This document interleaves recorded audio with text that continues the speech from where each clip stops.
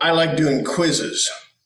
So either online, and you can speak right out, unmute and speak out. You can tell me who I'm talking about, and I'm going to give you a little information a bit at a time with a purpose.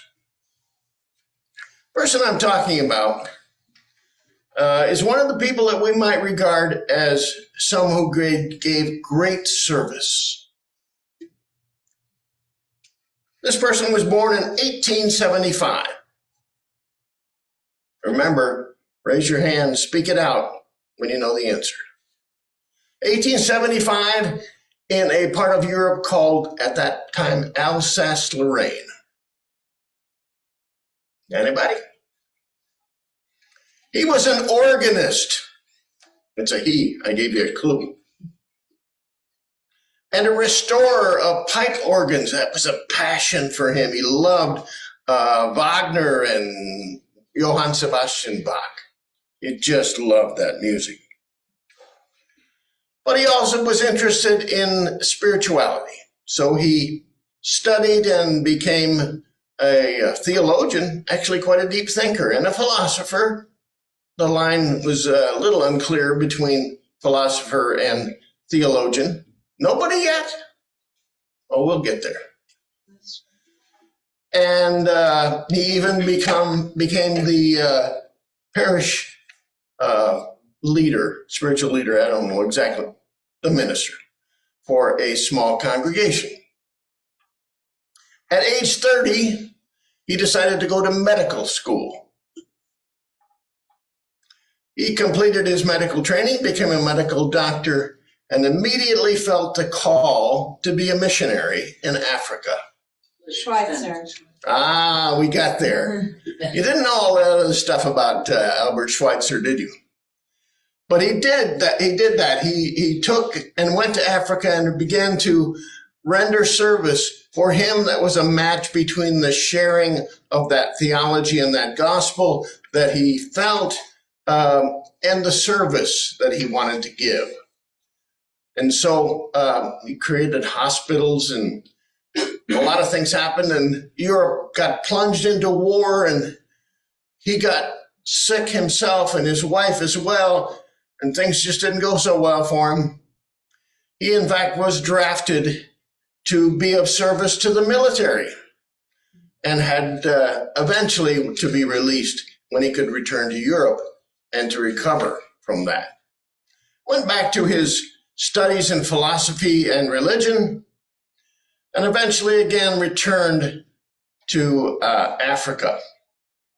But the interesting thing about Albert Schweitzer, the hospitals kind of went downhill after a period of time. He didn't give as much attention and not as much personal attention to the patients. Wasn't able to do so. They were a little poorly mismanaged, still serving, but in a lesser way than he had begun.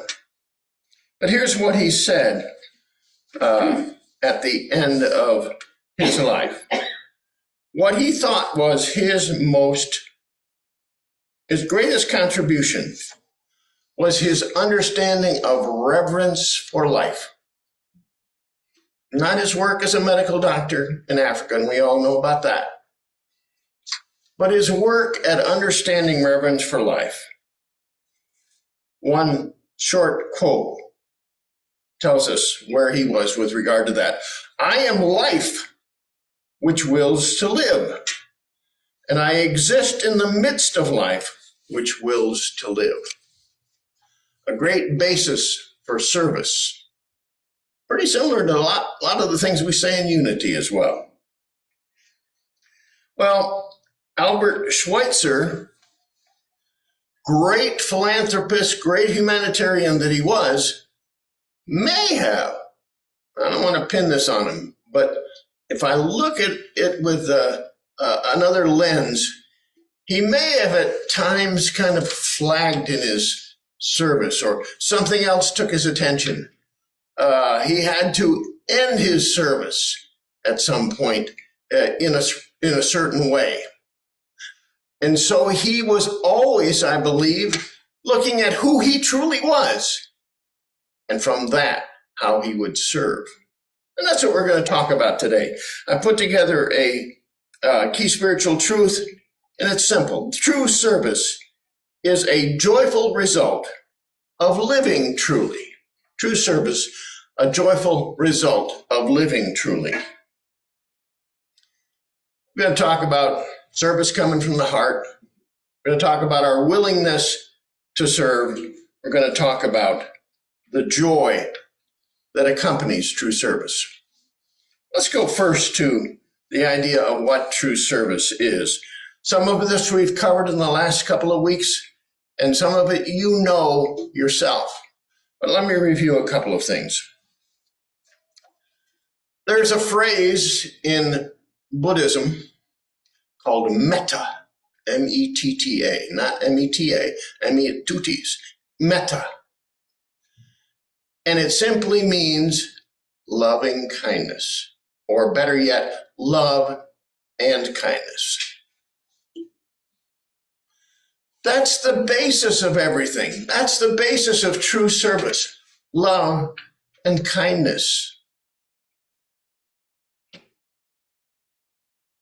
But we have to ask some questions when we're delivering that love and kindness. And I think these questions help us to know what true service is. So often, I have been prone to want to fix something, and in that wanting to fix, I never asked the person the question, would you like some help? I just plunge right ahead and fix them. Well, I don't end up fixing them, but it's a kind of a service that's off of the central core of true service, which comes from love and kindness. And that kindness will reach out to that one who touches your heart and saying, how can I help you? I have to say, I did that this week, and I'm so proud of myself. I knew someone had a need. But before I rushed out to fill that need, I gave him a call.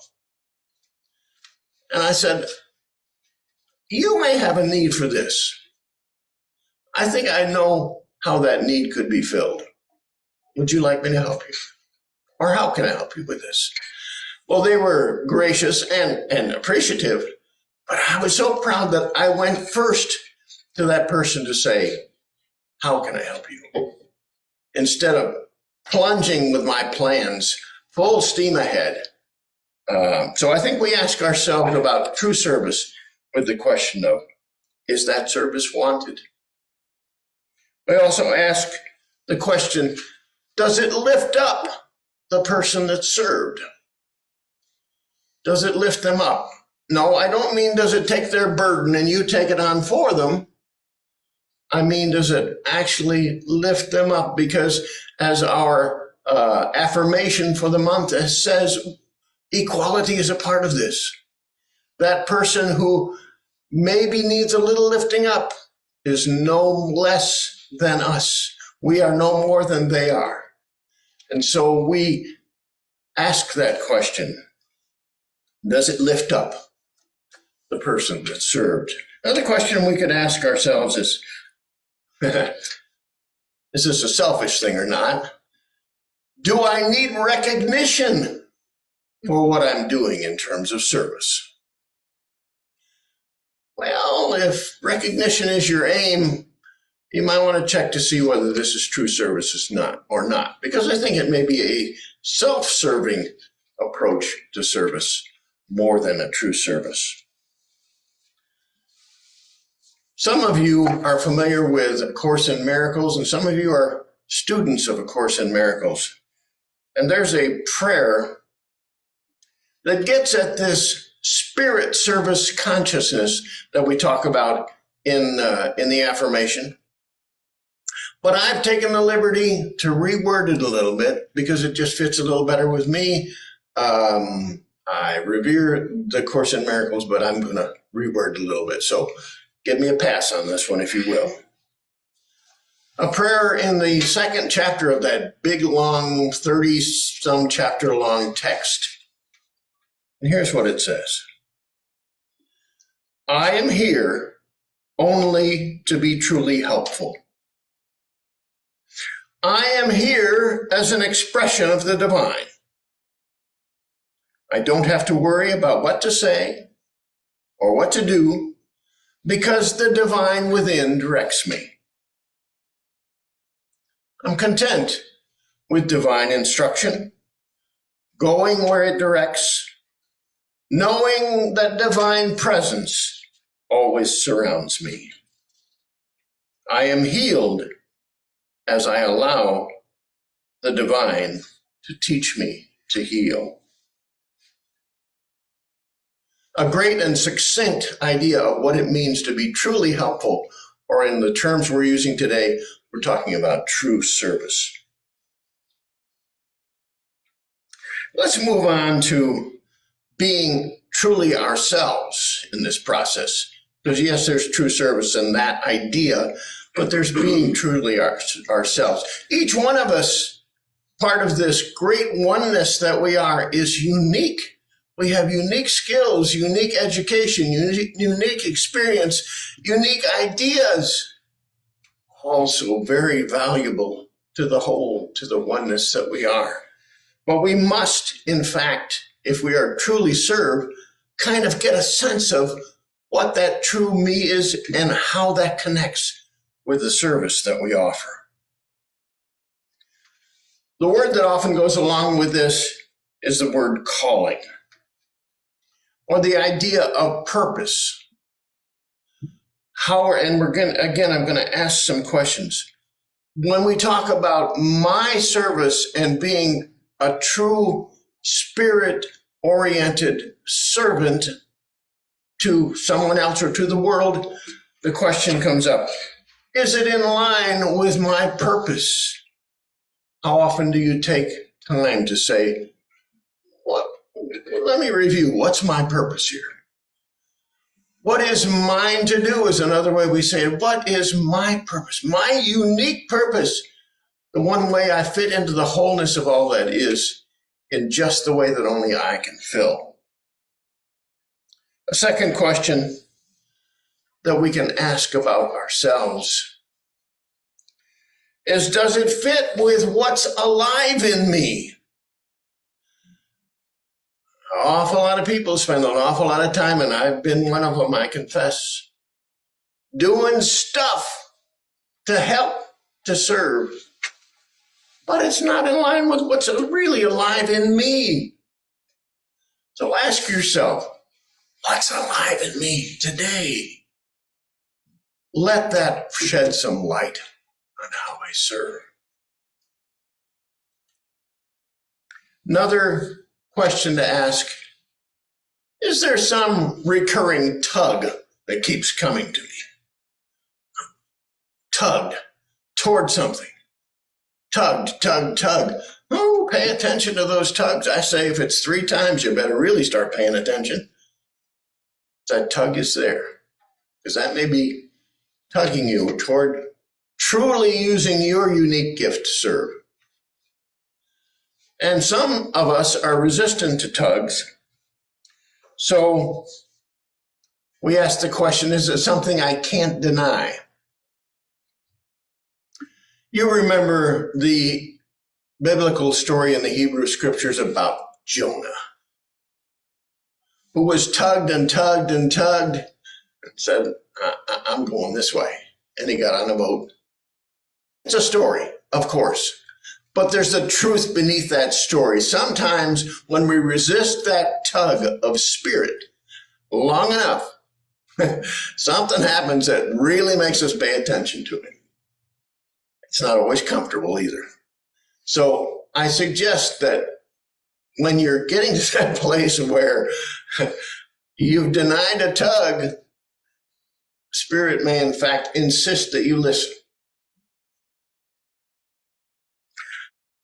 So we have a couple of things that are involved with this ourselves being true servants, ourselves being truly helpful. They're T's. I noticed they were all T's when I was looking at them. One is a temptation. I'm tempted to go out and fix that for somebody. I can take care of that. I can do it. Pay attention to temptation. It's not always going to get you where you want to go. Sometimes timing is everything. You may have a wonderful idea, but its time has not come. Ecclesiastes tells us there's a time for everything under the sun. But when we're saying, how can I truly serve? We may want to ask that question, is now the time for it? And it may not be, and it may be in a week, a month, a year, or 10.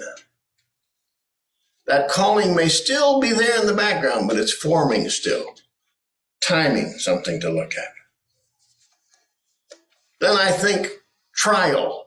And I don't mean trials and tribulations.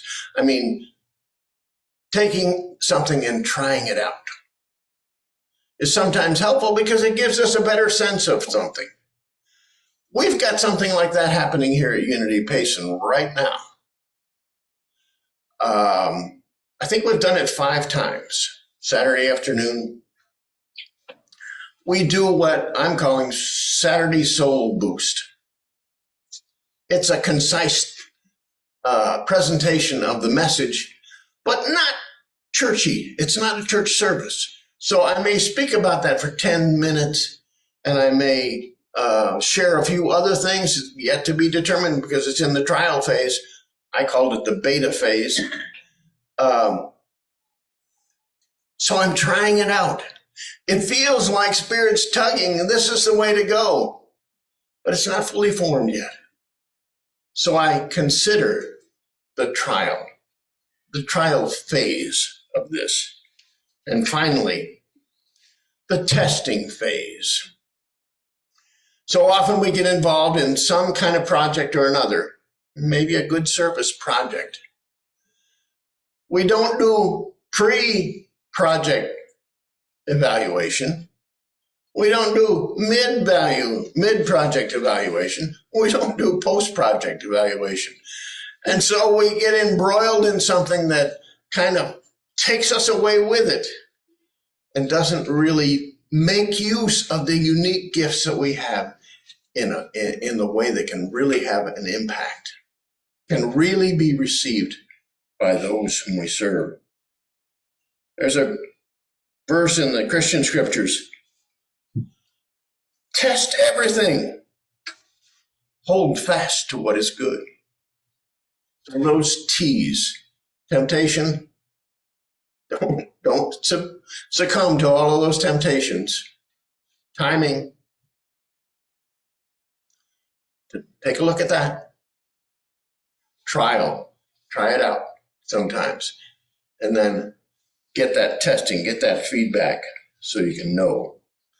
There's also interesting things. Sometimes an avenue of service we may be involved in is perfect for us. This might have been true of Albert Schweitzer, that his avenue of service as a pipe organ repairer and restorer came to a close.